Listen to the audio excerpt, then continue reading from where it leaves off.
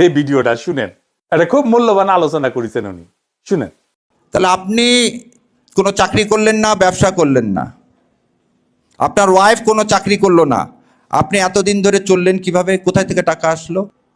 আপনি বলতেছেন বাংলাদেশ জামাতে ইসলামের আমিরে জামাত কিভাবে 3,20,000 টাকায় মাসে চলে। আপনি আপনার ভোটের ইয়াতে কি দিচ্ছেন জানেন? আমি দেখাই দিই, বলে দিচ্ছি আপনাকে।